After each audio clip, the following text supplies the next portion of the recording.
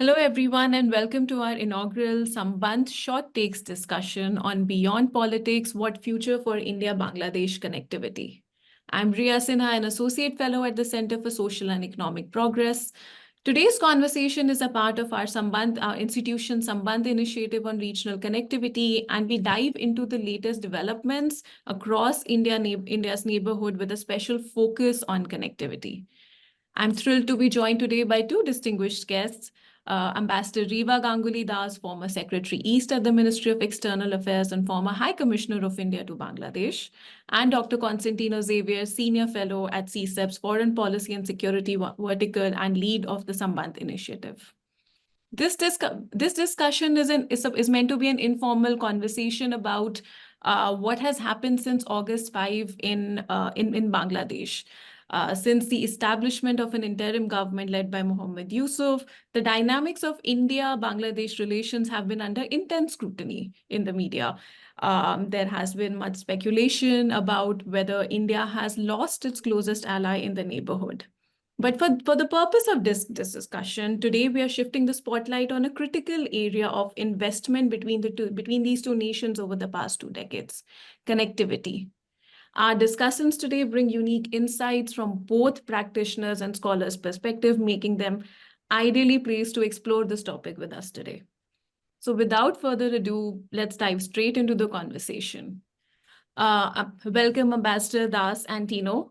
If I may start with a broader question for both of you first. I mean, in 2 minutes each, could you tell me what is your broad assessment of the recent regime change in Bangladesh for bilateral relations, and what does it mean for connectivity initiatives? I mean, former Prime Minister Sheikh Hasina was considered an all-weather friend of India. So there has been some speculation that perhaps going forward, things may not be the way they are.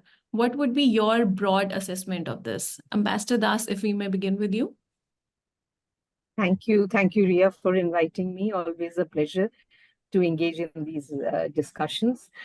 Well, as you mentioned, Bangladesh has seen some absolutely unprecedented change, in August. On 5th August, the then Prime Minister had to leave in the face of very strong protest by which initially started as student protest and was later joined by many sections of the society. And this has, brought this, in short, we can say that this has closed the golden chapter of our relationship. We used to call the previous chapter the golden chapter of our relationship. But the fact remains that Bangladesh is our neighbor. And, we have about 4,096 kilometers of border with Bangladesh. And 5 of India's most, northeastern states and West Bengal have a border with Bangladesh. It's the 5th largest border in the world. So clearly, the relationship is such that we cannot, wash our hands of each other and say that, this is getting too difficult. The situation in Bangladesh is very, very difficult. The interim government faces several challenges, and I think the 2 main challenges that they face is one, law and order, because we've seen mob justice, we've seen a lot of the earlier problems that the country had, which was sought to be changed, coming back, which is extortion rackets and all kinds of things. So that is a very big problem the government has to handle, and the police is still not back in full force. The other problem, which is very serious, which is the economic problem, and I think it is here that India can play a very important role. India is a very large trading partner of Bangladesh. We know that the bilateral trade is 18 billion. Bangladesh's own trade to India increased to 2 billion within a span of 4 years. That's quite a remarkable feat. 15 years of stable political system when Sheikh Hasina was in power has enabled Bangladesh to grow, to have an environment where business has thrived, India-Bangladesh relations have thrived, and most importantly, the connectivity. We've really seen the huge potential of connectivity. So I am basically an optimist, and I believe that, when tempers come down a bit and people, there is some greater degree of stability, let me put it that way, in Bangladesh, and we can pick up the threads where we left them, people will understand, because now connectivity is attacked from all sides for various reasons, which we can perhaps go into later in this program. So I think I feel that the economic dependencies of the two countries is such that in any case, the several bus routes, the designated bus routes, which are basically the fundamental of the people-to-people connect, and the train trade is also going on. So I think we will soon be able to take this forward, whatever we built over the last few years. And I really strongly believe that this is not specific to any particular party or leader. I mean, this is something between India and Bangladesh, and the people of both the countries benefit from this, and so it is important for us to take it forward. Thank you, ma'am. And Tino, do you share Ambassador Das's optimism about the connectivity initiatives? Thanks, Ria. I think ma'am started on a negative note and ended on a positive note, so makes my job easier. Yeah, Ria, I think yes. I think what has happened is over 15 years of an unprecedented convergence between the economies of India and Bangladesh at all levels, infrastructure, trade, investments. We now have an interdependence that, pardon my optimism, is locked in. I think both sides and anyone who comes to power on either side, at the center or at any subnational unit of governance, so whether it's Delhi or Dhaka or Kolkata or Agartala or Silchar or Chittagong, knows that growth is only possible not only with, but also through the respective neighboring country. And the people want that. The people feel it. So some politicians may be a little bit less comfortable with this new reality of India-Bangladesh relations because they know an old reality where Bangladesh was actually, pivoted in a hostile way against India. That was the 90s and 2000s in some phases. But something has happened between 2019 and 2024 that I at least see to be irreversible. It can slow down. I think it has slowed down. This is a test to assess how locked in these two countries are, but they certainly are. And we'll find out very soon, I think, whoever manages. And I think we're finding out already over the last few weeks that whoever has a hope to take Bangladesh to a next developmental stage realizes that it will have to work with India on connectivity, on growth, on interdependence. Ambassador Das, on this note, if I may come back to you, Tino mentioned that, all of these aspects are irreversible, but in your experience from your time there and given what's happening today, do you think that there are some aspects of India-Bangladesh relations that need to be reset in order to maintain this previous momentum on cross-border connectivity? I think, the one thing which is overarching and which impacts every other sector of our cooperation is building trust. At this point, I think what has happened is that, that relationship of trust that was there between India and Bangladesh, that has somehow broken down. And whereas there is no need for that. See, the political trust between the two countries was built over two very important things that happened in between the 2014-15, which was, one was demarcation of the boundary, which, eliminated a huge problem between our two countries. I mean, those who recall, those who dwell in history, those who know the history of the country, they know that, how much problem we had because of the enclaves on both sides, the transfer of people. So it is a humongous task, and that built trust between our two countries, and India gave land. It is the common theme in Bangladesh is unequal treaties. If LBA is an unequal treaty, this is unequal for us because we gave much more land than we got back in return. Same with the maritime boundary. We gave up on our claim in the interest of respecting UNCLOS, the international rule of law, and good neighborly relations. And what Bangladesh did in return was to take care of our security, which is so important in the bordering areas, by flushing out the Indian insurgent groups. These facts on the ground have not changed, but the onus is now on whichever regime comes to power in Bangladesh to make sure that our security concerns are taken care of. And we can build trust. So I think the first thing we have to look at is on building trust. And after that, there are, of course, issues. We are two neighboring countries. There are many issues which need to be dealt with. The big trade deficit is an issue that Bangladesh keeps talking about. The incidents in the border where a lot of people are getting killed, that has been an issue, and the water issue is always there. But these are not issues which cannot be handled. But I think first and foremost, at all levels, we have to build trust between our two countries. Absolutely. I mean, without political trust, it would be quite difficult to move on. But on that note, Tino, if I may come to you next. One of the bigger trust building exercises, to borrow from Ambassador Das, was India's extension of 7.4 billion line of credit to Bangladesh. Now, out of this, only 20% or so has been utilized, and several aspects have been discussed about the procurement issues, how the LOCs are put into implementation.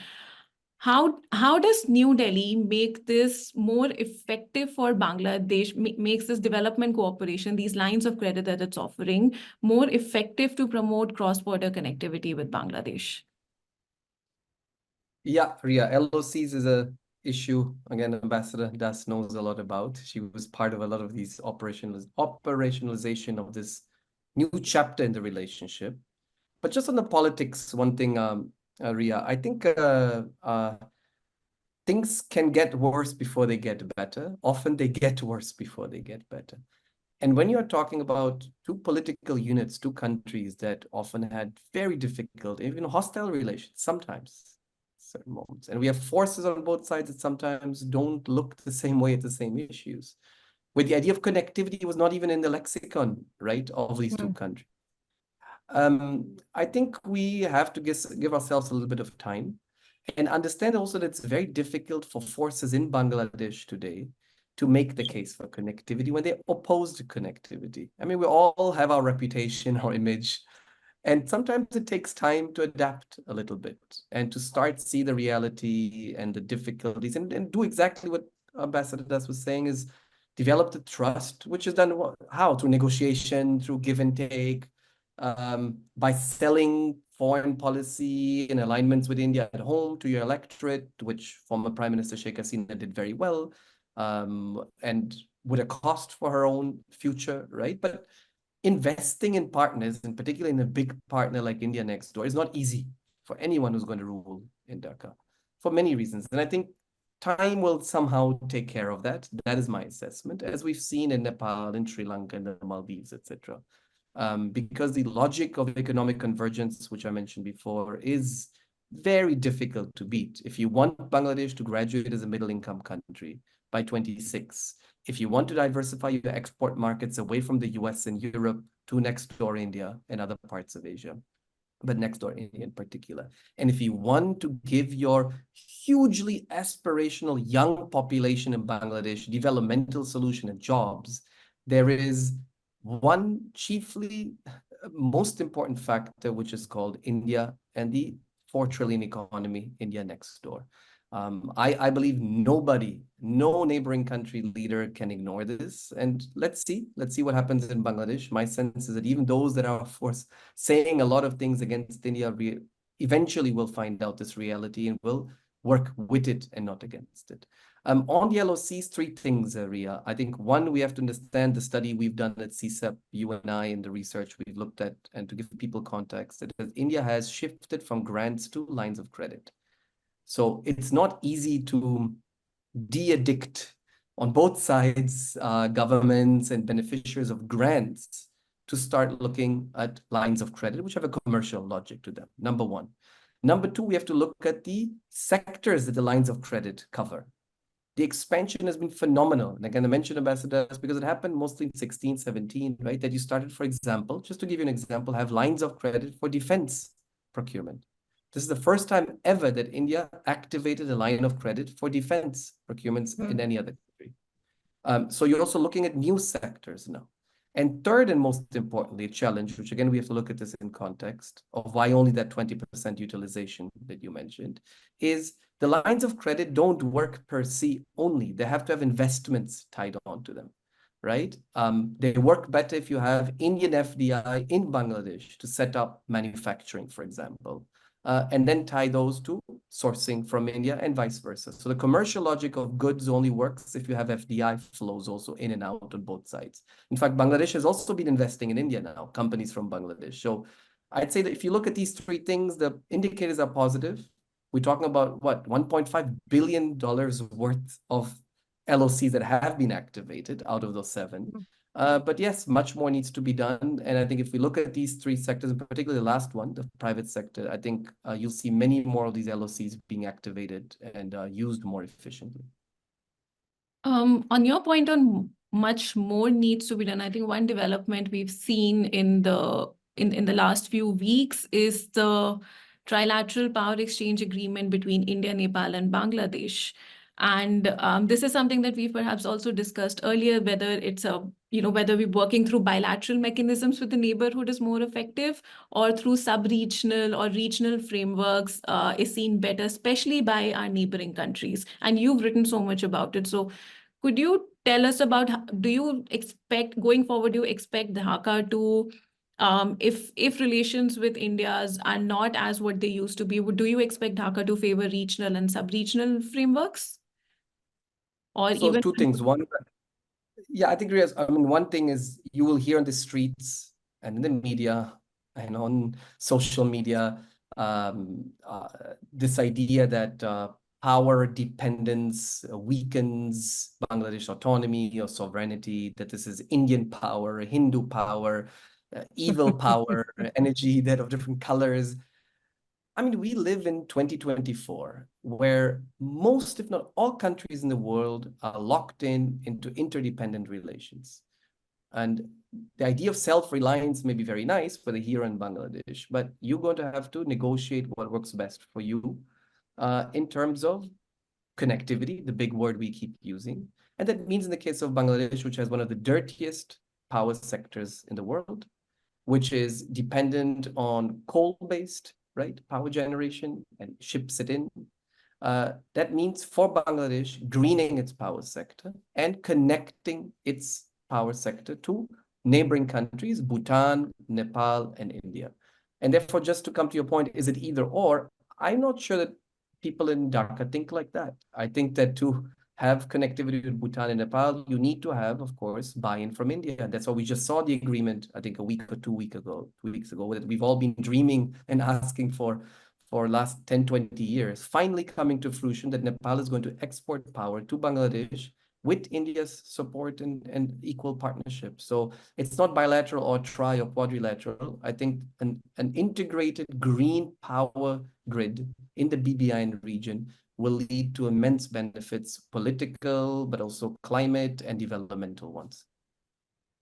Ambassador Das, would you agree with Tino on this, that, that India or the region should move forward with whatever mechanism that works, and it shouldn't be a bilateral or regional, or one mechanism should not have a heavier weight than the other?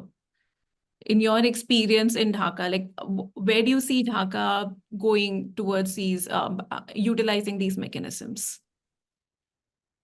I absolutely agree with Tino that, whatever tools we have, that's how diplomacy is conducted. You will use the tools you have to take your objectives and agenda forward.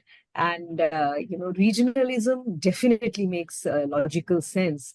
And besides energy cooperation, for which very good architecture already exists. India has created the architecture. Bangladesh has created the architecture. Bangladesh already imports a lot of energy from India. So that architecture is there, and I think sub-regional cooperation in energy is something which is a low-hanging fruit and on which we can move forward quite quickly. And as we've seen that, just a few days back, this agreement was signed. Besides this, I feel that we should also look at BBIN. After all, both the protocol and the agreement are fully agreed. Every word of it is agreed. It's a document which was agreed, which only went to the various partner countries, with the exception of Bhutan, which is not part of the the vehicular agreement. This will hugely benefit trade and people-to-people contact. So when we talk about people-to-people contact and making the relationship for the people, something like BBIN will be immensely beneficial. And look at the benefit for trade itself. I mean, you all are experts in this. You know that transshipment will be avoided. There is immense benefit, and it can be seen. And this is something which is already done. The agreement as well as the protocol are ready. BIMSTEC has done a lot of work. Look at the BIMSTEC master plan on connectivity. It's a fabulous document which the countries have worked together. So I think there is a lot of possibility for regional cooperation, particularly between Nepal, Bhutan, India, and Bangladesh. And as and when Myanmar is ready to come on board and things stabilize there. But there is, of course, between India and Bangladesh, the bilateral cooperation also has a lot of scope. A lot has been achieved, and I agree with Tino that time will, I'm sure, take care of it, and that people will obviously see the economic benefit. How can you not see this is the 21st century, where you say that if there is no connectivity, your trade actually suffers, where economies are hurting. It makes logical sense to be connected with each other. And let's take the example of the Inland Water Treaty. It's been in existence in 72, and it's gone through lots of political ups and downs. And there has never been any problem with that. That is, of course, essentially a transit agreement between India and Bangladesh, which benefits both the countries. In terms of partnerships, so BBIN has existed for so long, BIMSTEC has existed for so long, and all of these, whether sub-regional, bilateral, they've all existed for a very long time. But what's changing in the near term is that Bangladesh, and you also mentioned this in your previous comment, that Bangladesh is graduating into a middle-income economy in 2026. So with that agenda in mind, and the fact that Bangladesh may lose many of its concessional treatments from different parties, think that the new government or going forward, Dhaka is going to diversify its regional and economic partnerships just for safeguarding its economic interests, to not have too much dependency on India, because that is something we see in Bangladesh media a lot, the questioning of their economic dependence on India. So what shifts do you see in these kind of partnerships going forward, especially after 2026? See, 2026 is going to be a big turning point in Bangladesh, because it is going to lose a lot of the LDC benefits that it has now. With India also, the quota and the tariff-free trade regime that is in existence right now, that will also go away. So we have started a discussion on CEPA. In fact, the joint study has already been concluded.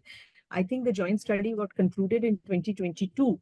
And according to the study, Bangladesh's own trade will increase by more than 190% when CEPA comes into force. And India's own trade with Bangladesh will also increase by about 180% once CEPA comes into force. So this study is already in place.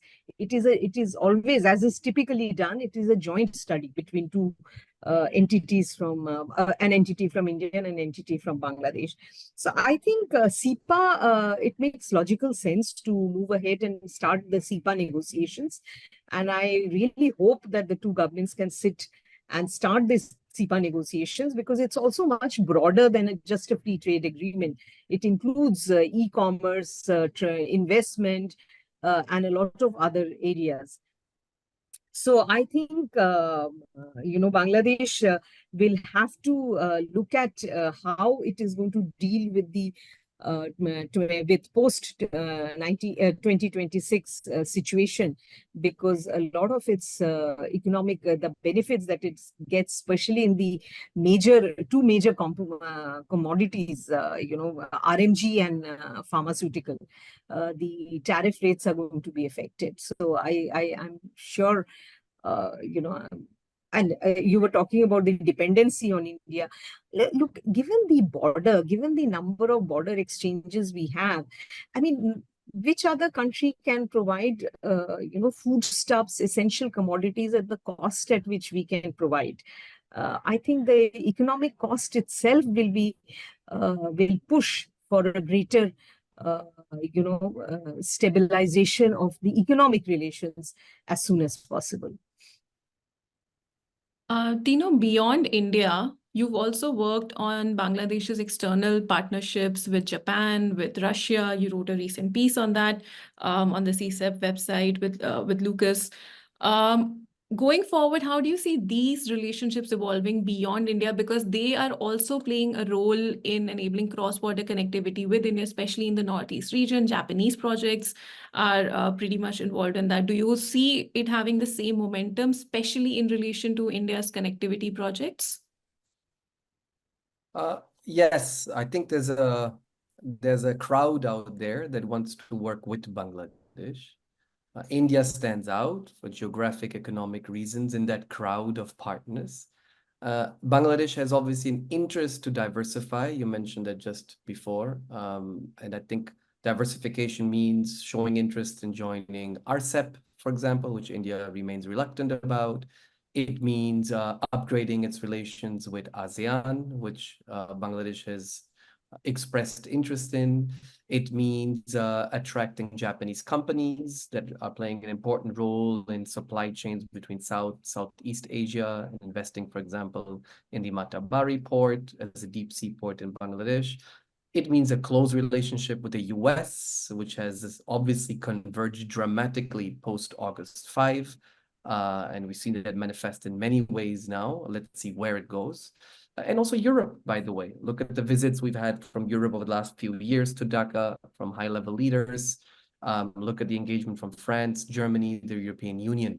So there's a crowd out there of partners that are very interested in the future of Bangladesh, that are very interested for market interests, market access, investments, but also governance issues. And then, of course, there's from the Indian side a variety of different comfort levels to work with other countries in Bangladesh.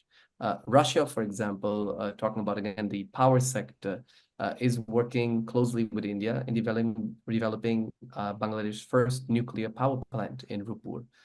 So there are, of course, question marks about that now. There is a strong coordination between India and Japan in equipping the infrastructure sector of Bangladesh to be more tied into the sub-regional markets. So let's see. I think there's three vantage points you have to look at this from: India, Dhaka, and then a variety of partners. And there's going to be very interesting triangulations, partnerships happening, I think, over the next few years. But somehow, again, I'm a bit more optimistic than many that are saying sort of, India and US are on different pages, and therefore will undermine each other in Bangladesh now. There's a lot of these narratives here. There's a lot of these narratives in Bangladesh. There's a lot of narratives in the US about this. I actually think the US and India were actually on different pages pre-August 5th. And somehow they are possibly coming onto the same page over the next few months. I mean, Sheikh Hasina was just a problem. I mean, Delhi and Washington, D.C. looked differently at that regime. And there are different views and different roadmaps on that. And I think now at least that has been solved. I see a lot of potential for convergence because there's interest in a stable Bangladesh, a democratic Bangladesh that China, probably Russia, don't necessarily share as much, and a wealthy Bangladesh, right? So on all these three accounts, I see the US, Japan, India actually coming onto the same page and maybe worried and concerned, but sort of pushing in the same direction over the long term in Bangladesh. One thing that's made me very happy about this discussion is how optimistic it has been. And this also speaks a lot about how India is looking at the neighborhood, or how regional dynamics themselves are evolving, where engaging with the neighborhood is so important today that and the avenues are so many that it's easier to find ways to do that. Um, as we approach the end of the discussion now, Ambassador Das and Tino, I'm going to ask you to just suggest one low-hanging fruit going forward in India-Bangladesh relations that could strengthen the relations, say, in the next 5 to 10 years. Tino, we'll start with you. Oh, that's a difficult one.